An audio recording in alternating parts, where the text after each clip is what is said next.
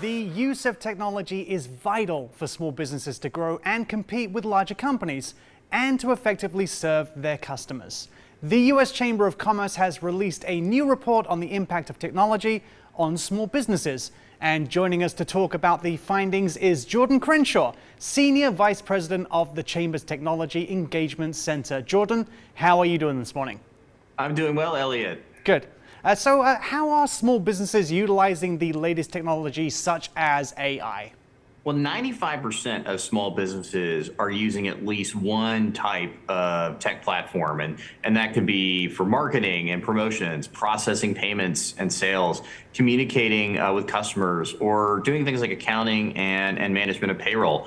In Nevada, even some of the gaming industry companies are even employing artificial intelligence and things like security and gaming now. But from a small business perspective, it's being used for things like farmers markets where vendors are taking digital payments in a cashless society. But one of the things that was most interesting that we found from this report is that a quarter of small businesses are using AI.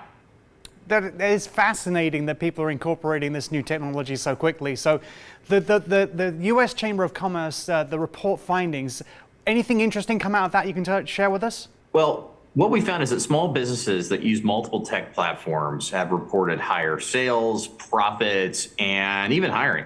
And 78% reported that tech platforms help them deal with the current inflation issues that we're experiencing, as well as really helping keep them from passing those costs on to consumers. So tech is really having a profound impact right now on small business. AI is all the buzz, quite honestly, right now. But what technologies, apart from that, are small businesses adopting the most? Well, 4 in 5 small businesses are using social media. I know of one small business owner who actually does cooking classes to stay connected via live social media to stay relevant with his customers. But also half are using things like point of sale tools and digital payments. But taking things back to AI a little bit, what we found is that 12% jump exists between companies that are using AI and those that aren't, in terms of seeing a likelihood of profits. And those companies that are using AI, 39% are still planning to use AI in the future. Have you taken the cooking class yourself that you mentioned of one of your customers? Did not succeed well. My cooking is not quite there yet, but it's getting better because of things like the internet. So. Well, that's why it's so helpful to connect with people in that kind of arena. So are there concerns about regulating artificial intelligence?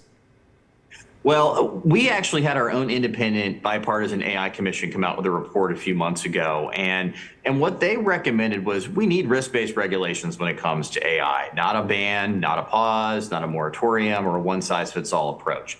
One other thing I think it's important to note is that small businesses are worried about overregulation. 70% are nervous that if they lose access to data, it harms their operations. Another majority of small business owners are nervous that they're going to have to comply with out-of-state privacy tech and AI rules that will just jump the cost of litigation expenses and compliance costs because they're having to deal with so many different rules out there. So that's why it's so important that Congress pass a single national privacy law for the whole country and adopt a single risk-based AI framework too. Where do you stand on the question about regulation? Risk-based regulations are something that we need to develop trust with any new technology in order for us to reap the benefits.